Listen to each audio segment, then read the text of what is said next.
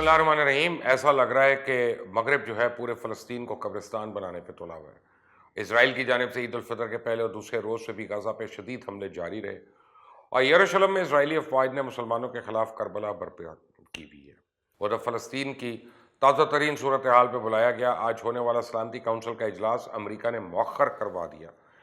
امریکی صدر Joe Biden کا کہنا ہے کہ اسرائیل کو اپنے دفاع کا مکمل اختیار ہے. دفاع کس سے بھائی؟ نہتے لوگ ہیں خدا کے لیے. اور اس حالت شہری پر اسرائیلی وزیر اعظم نیتن یاہو نے غزہ پہ حملوں کی شدت میں مزید اضافے کی دھمکی دے دی ہے. نیتن یاہو تو ڈٹائی سے کہہ رہا ہے کہ جنگ بندی میں مزید وقت لگ سکتا ہے. اور اس سب پر غیروں سے کیا گلا؟ اگر مسلمان اپنے گروبانوں میں جھانکیں گے تو کس سے گلا بنتا ہے اپنے علاوہ؟ اگرچہ عرب لیگ کے ہنگامی اجلاس میں بھی فلسطین پہ جاری اسرائیلی مظالم پہ غور کیا گیا، تاہم کسی ٹھوس لائے عمل کے بغیر ہی یہ اجلاس ختم ہو گیا. اب میں کسی اور کو کیا کہ انسان. جب اسرائیلی مظالم کے 4 روز بعد اسلامی ممالک کی تنظیم OIC نے انگڑائی لی اور اپنے اجلاس سے محض تشویش کے اظہار پہ مبنی رسمی کارروائی کی جو مسلم قیادتوں کی بے حسی کا مظہر ہے، عرب ممالک تو اسرائیلی مظالم پہ معنی خیز خاموشی اختیار کیے بیٹھے تھے. آج اگر اسرائیل نے اس جارحیت کا مظاہرہ کر رہا ہے تو اس کی ایک وجہ صرف اور صرف یہ ہے کہ مسلم حکمران کمزور ہے. کسی نے اسرائیل کو تسلیم کیا ہوا ہے، کسی نے ڈر کر آنکھیں جھکائی ہوئی ہیں، کوئی بات نہیں کر رہا. المیہ تو یہ ہے کہ ہم سارے جو ہیں وہ ان کے سامنے کھل کر بیان دینے اقوام متحدہ میں ایک پیج پر ہونے سے بھی قاصر ہیں.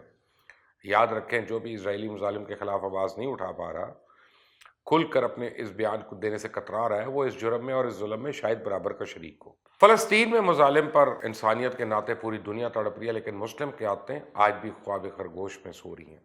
ایسا لگتا ہے کہ تمام مسلمان عید منانے میں مصروف ہیں. بیت القدس سے ان کا کیا لینا دینا؟ اس زمانے کے مسلمانوں کا سب سے بڑا المیہ مسلم اشرافیہ ہے، جس کی انا پرستی، عیاشی اور خباستوں کا خمیازہ مسلمانوں کو بھگتنا پڑتا ہے، جو بار بار اپنے بکاؤ ہونے کا ثبوت دیتی رہتی ہے.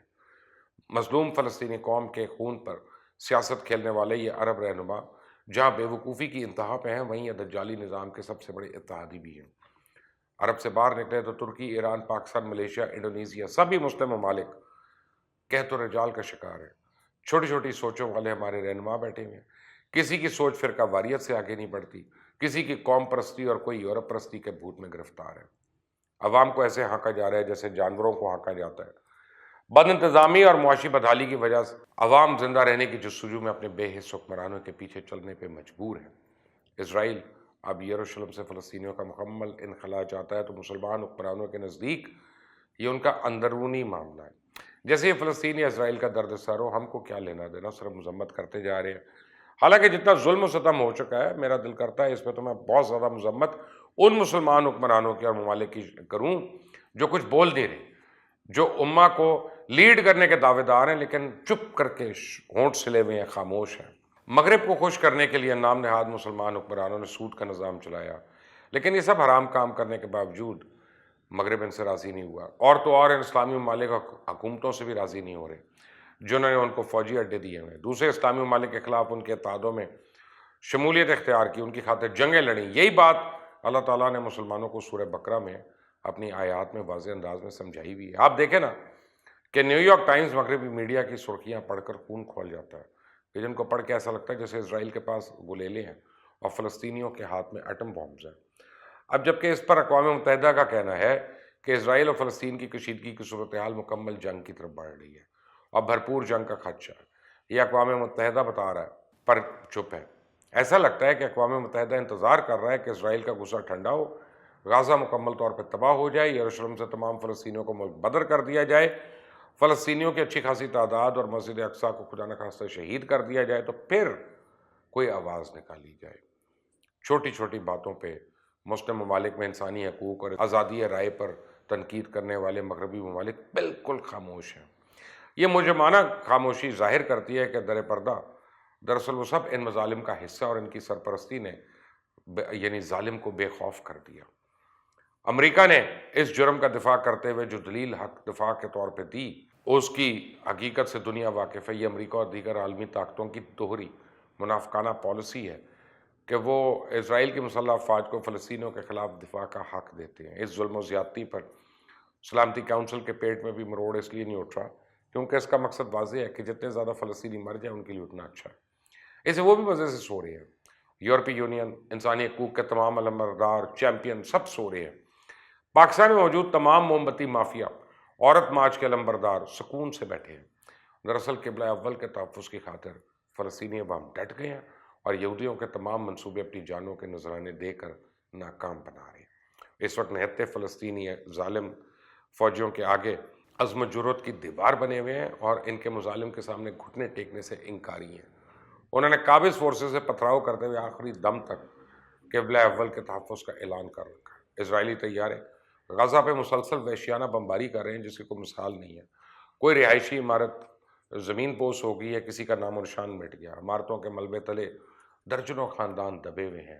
شہید فلسطینیوں کی تعداد اس وقت 119 ہو گئی ہے اور شہداء میں 21 بچے اور 19 خواتین بھی شامل ہیں، جبکہ 830 افراد زخمی ہیں اور دوسری جانب حملہ آوروں نے زہریلی گیس کا بھی استعمال کر رہے ہیں۔ آج قبلہ اول صہیونی مظالم سے محفوظ نہیں اور اس کا صحن مسلمانوں کے خون سے رنگین ہو چکا ہے، تو کل کو ہمارے دوسرے مقدس مقامات وہ کیسے محفوظ رہ جائیں گے؟ آپ دیکھیں، OIC نے عالمی برادری سے ان کے خلاف کارروائی کرنے کی اپیل کی۔ کس قدر مضحکہ خیز بات ہے کہ 57 مسلم ریاستوں کی یہ تنظیم خود کچھ کرنے کی بجائے اس عالمی برادری سے اسرائیل کے خلاف کارروائی کا مطالبہ کر رہی ہے جو اسرائیل کی حامی بھی ہے اور سرپرست بھی ہے۔ اب فلسطینیوں کے لیے آوازیں بلند کرنے اور اظہار یکجہتی کرنے سے کام نہیں چل رہا۔ تمام مسلمان ممالک کو آگے بڑھ کر یا تو فیصلہ کن جنگ کرنی ہے یا پھر اس کی ہر کمپنی، ہر دوست، ہر ملک، ہر ایک کا ٹوٹل بائیکاٹ کرنا ہے، جو کہ دونوں چیزیں موجودہ حالات اور واقعات ہیں مجھے تو ہوتی دکھائی نہیں دیتی۔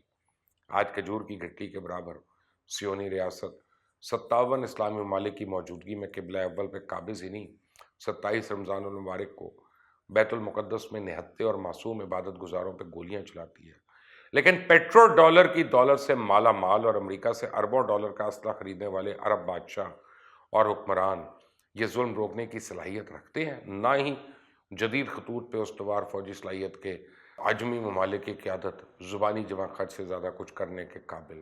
امریکہ اور یورپ کی خاموشی قابل فہم ہے۔ ان کی ظلم کی نئی داستانیں رقم کر رہے ہیں۔